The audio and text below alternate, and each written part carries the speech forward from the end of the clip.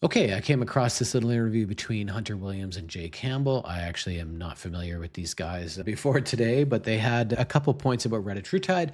And given the fact that now I've been on Retta for this is my fourth month now on Retta, I've lost almost 25 pounds. I've now just decided to hang out here, but I'm still very much enjoying Retatrutide in terms of eliminating the food noise and putting my diet on autopilot. But I wanted to respond to some of the things that they've got in this video because it allows me to jump off and make some of my own points. Without further ado, let's get into it.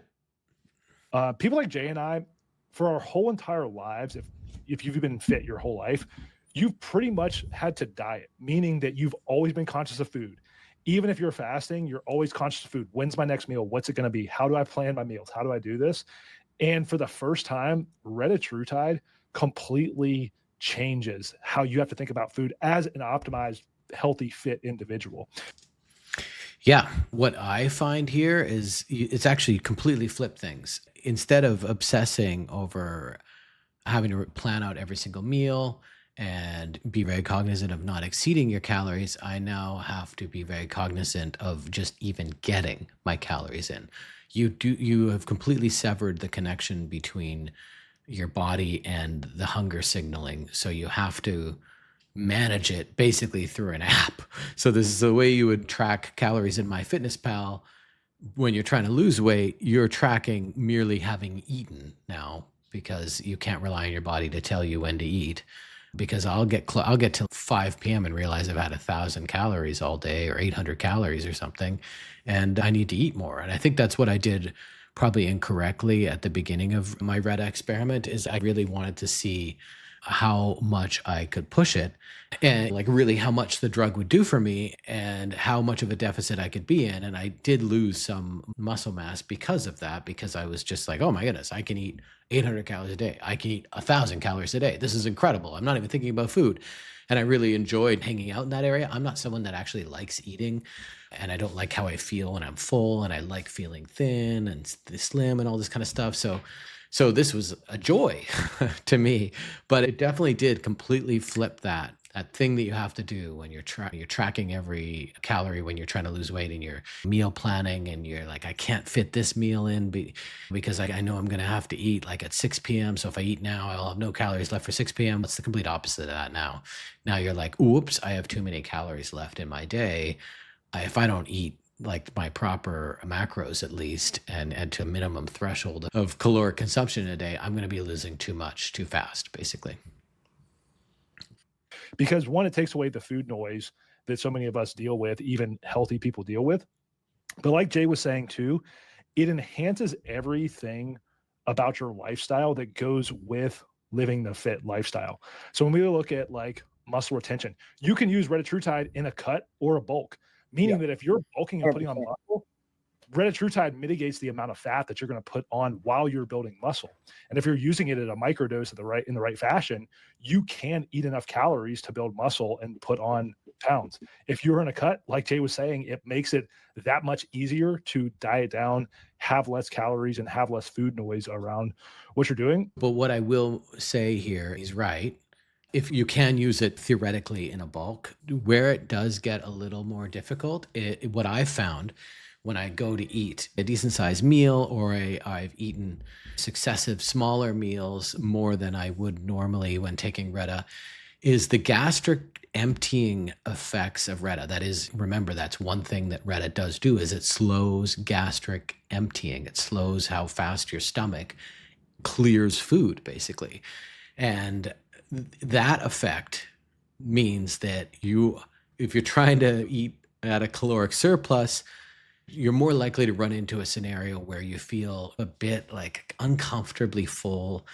I wouldn't go so far to say you feel nauseated, but it doesn't feel great to eat a lot of food. So you probably would want to play around with the dose a little bit there to get it exactly right so that gastric emptying wasn't quite so pronounced. And this is probably where a microdosing strategy would be better because obviously the dynamic range in a single weekly dose versus a microdosing strategy where it's like versus giant and then decay way down.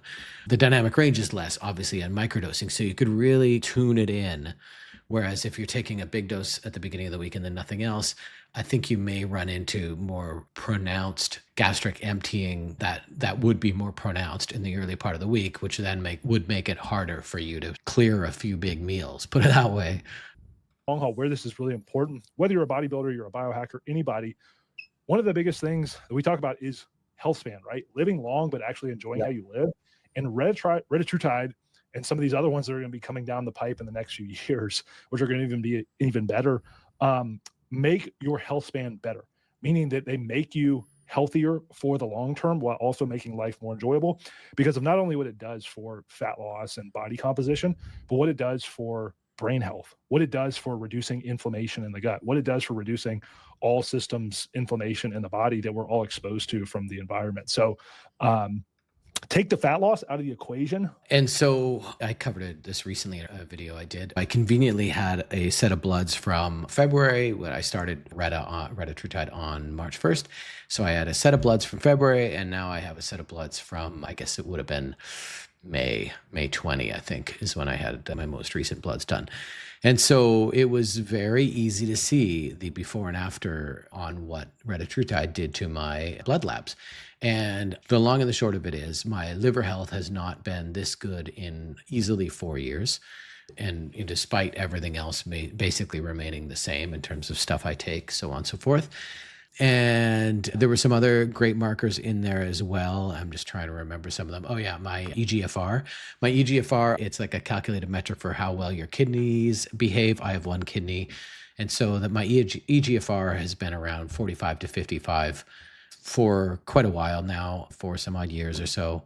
Even prior to that, it was probably around 65 or so. And it was up around 65 on this most recent blood test post-Reta.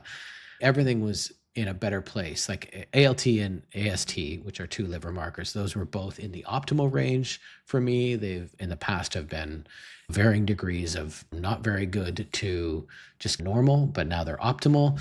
So they're clearly health benefits, as he talks about there, like reducing systemic inflammation. And metabolically, carrying extra weight isn't good for anyone. Unfortunately, for bodybuilder types, whether that weight is muscle or fat, is to the body and to the heart in a lot of ways immaterial. So this is where I've come to in the last, I would say, year or so, is that just genetically, I'm not going to be predisposed to being absolutely giant. And then from like huge bodybuilder type person. And I also don't enjoy eating. As I just mentioned, I don't enjoy feeling full. I got up to 200 pounds. I'm maybe 5'9", 5'10". I got up to 200 pounds at the beginning of this year. And that's not the first time in the last few years I've been up that high.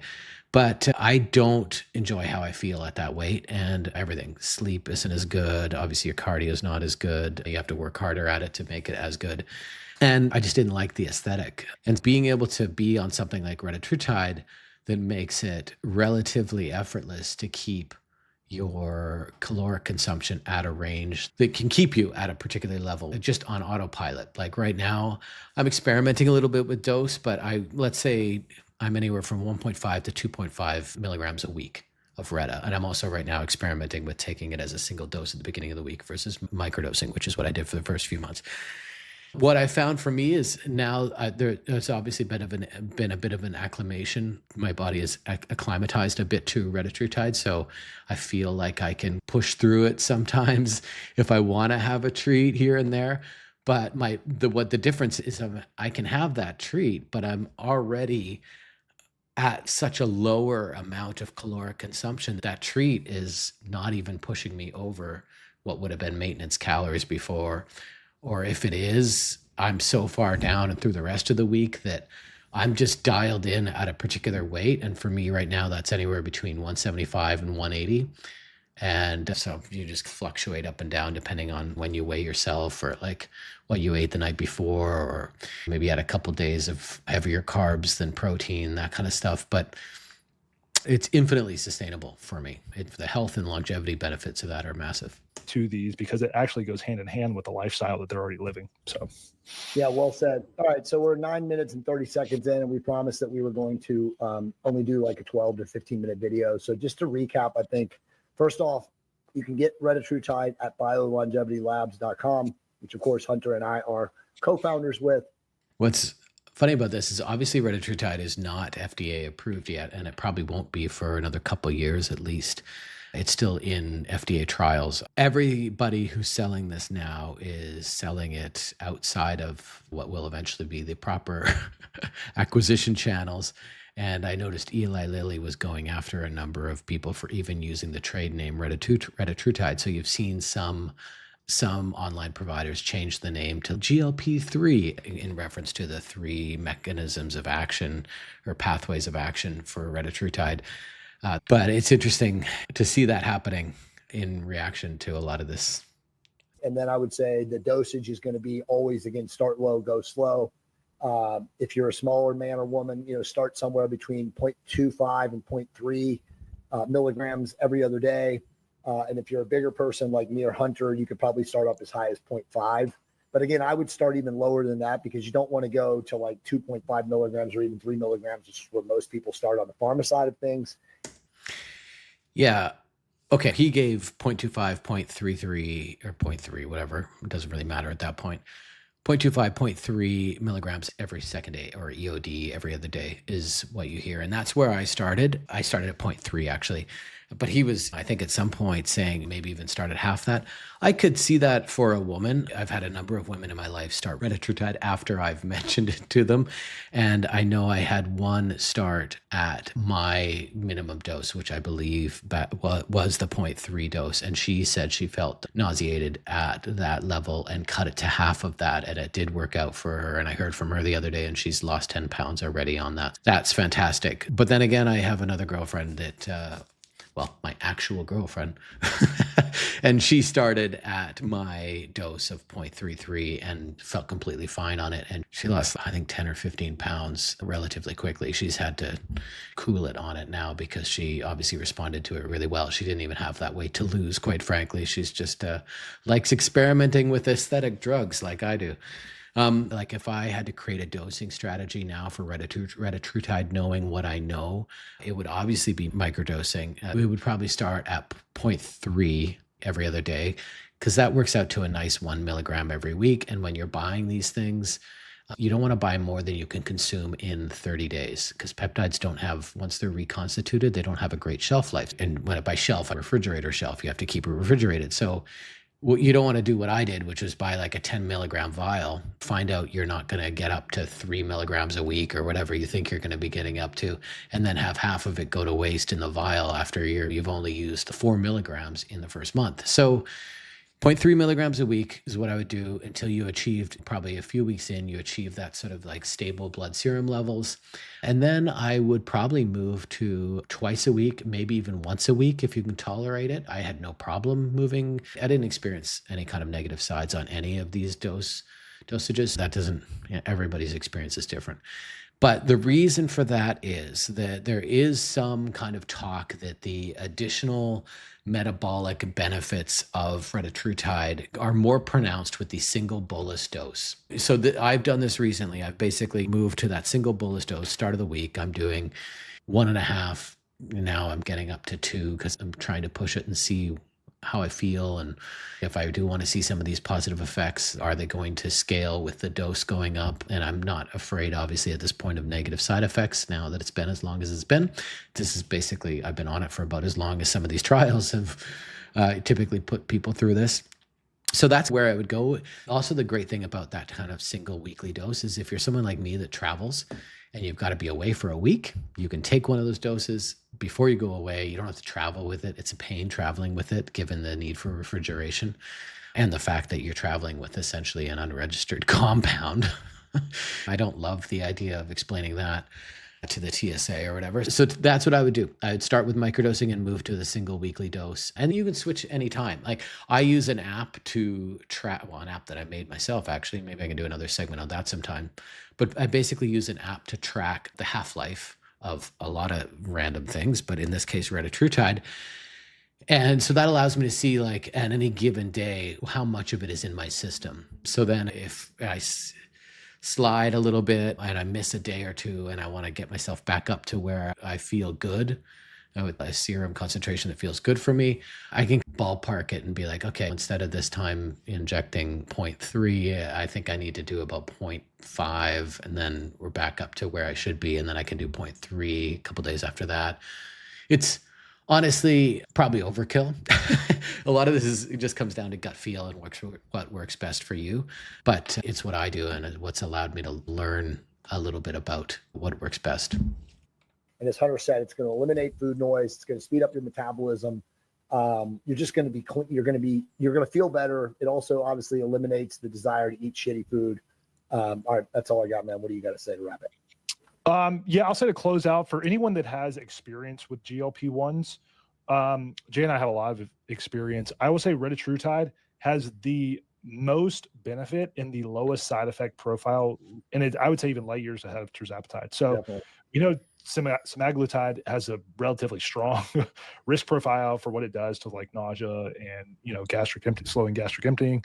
Tirzepatide was better, but Retatrutide is far and away. Honestly, dude, when you're using it in the fashion that we talk about, which is a microdose 2 to 3 times a week or every other day, there really is no side effects. This is exactly what I've experienced. And it's funny because I came to this personally, at least pretty late to the game. I've obviously not, well, I shouldn't say obviously, that's a bit weird, but I haven't needed GLP-1s. And you could argue I still don't, but I just love playing around with this kind of stuff. But so there wasn't a reason for me to play around with things like Ozempic, but I did mean I didn't pay attention to it. And what I saw paying attention to it is the litany rather of reported side effects, from nausea to all sorts of, when they're talking about like Ozempic face and, oh, what is this going to do to your long-term health? And it just seemed like it seems like a lot to put yourself through. And so I was braced for some significant side effects. And I remember the first day, it was like a Saturday night, I think, that I took it. And just thinking like, oh, what am I going to feel? I literally felt nothing, except for the very next day, I just didn't think about food. You don't feel, like I said, you don't feel hunger. You lose all that connection to it, and you realize, oh, I didn't wake up feeling hungry. I'm still not hungry. I guess I should eat. But it's just that complete removal of the food noise with absolutely zero other side effects. There are some things you notice that are the effects of the drug, like I mentioned, like the gastric emptying. To be fair, actually, there's probably one side effect I've heard and experienced. Like I mentioned, there are a number of people, women primarily in my orbit, that have begun taking Retatrutide. And what they've mentioned and what I've experienced myself is your bowel movements are just different. At first, I was like, maybe this is a difference in obviously the volume of food I'm eating and maybe the type of food I'm eating. But I think now that I've heard it from a number of people, I think that is something to look out for. It's obviously not been distressing enough for me to want to quit, nor has it been that way for anyone else, but it potentially will change that pattern, whatever that may be for you. All right, enough of that gross topic. One thing I thought that was cool here is what he's about to talk about, and I'll just let him take it away, and then I'll cut in with my thoughts. Pretty much already talked to you about. Yeah, here we go. There's nothing like Retatrutide. In fact, I just have Monica. I'm in Playa del Carmen, Mexico right now, getting a little hiatus Playa from del all Carmen, I used to aviation live and stuff like that. But Hunter and I are using pens now, right? So if you're familiar with growth hormone, you can actually get like a replacement 3 milliliter vial that you can put into a medical grade pen. If you're interested in this, send us a message and we can connect you with the people that are responsible for these. We do not sell these at BioLongevity Labs, but they are available on the internet. But this is how we are taking most of our peptides, if not all of our peptides now. So imagine being able to carry this with you anywhere in the world and injecting, again, a microdose. You can listen to it click. Simple, effective, highly efficient. Carry it with you anywhere you go. Leave it in your refrigerator, whether you're in your hotel or your Airbnb or wherever you're at. Of course. Okay, so I can't believe that this is the first time I'm figuring this out. I have taken a tiny bit of growth hormone in the past. Hasn't really done much for me. Maybe I'm not willing to actually put, it's extremely expensive, blah, blah, blah. But it came in a pen like that. And that was the most convenient way to administer anything that has to go sub-Q, not intramuscular, so not IM.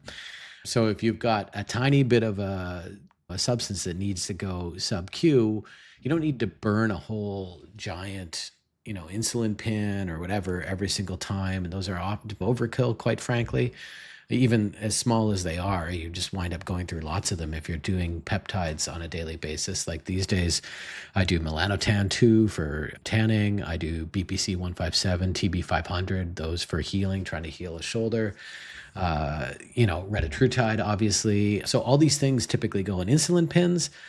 What he's pointed out here is basically a third party, like an aftermarket adjustable pen.